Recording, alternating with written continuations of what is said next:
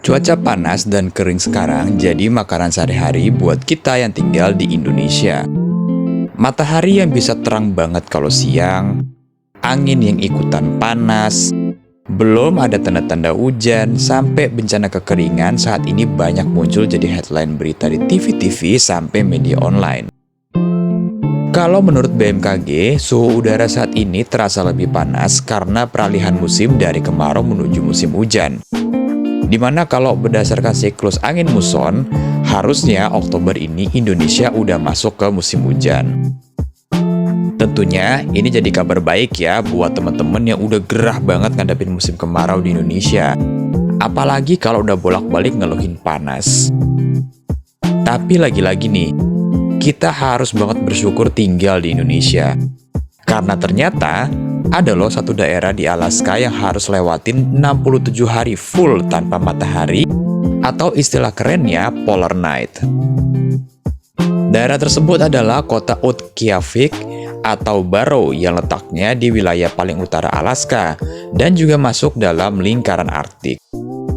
Kota ini bisa dibilang cukup terisolasi karena suhu udara yang dingin banget serta letaknya yang jauh di utara.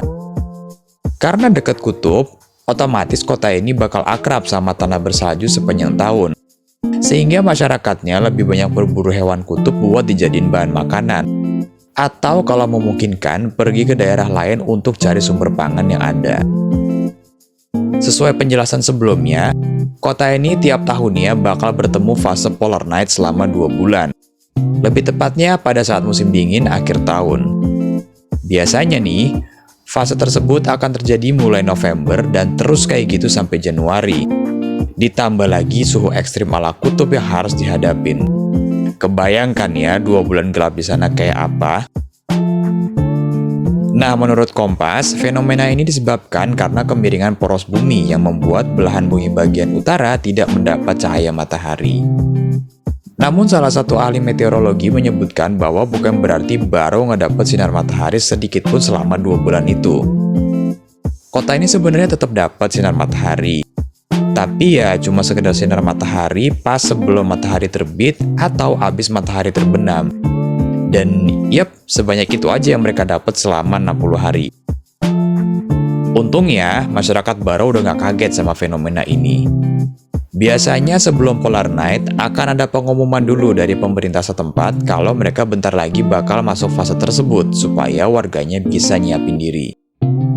Disebutin juga di beberapa sumber, mereka bakal banyak nyetok vitamin D dan juga nyiapin semacam lampu yang cahayanya cukup terang buat niru cahaya siang hari agar bisa bertahan hidup ngelewatin Polar Night yang ekstrim. Lebih uniknya lagi, musim panas yang mereka alami justru sebaliknya dari Polar Night, yaitu 1 hari tanpa malam sebagai efek dari letak geografis kota yang mereka tinggali.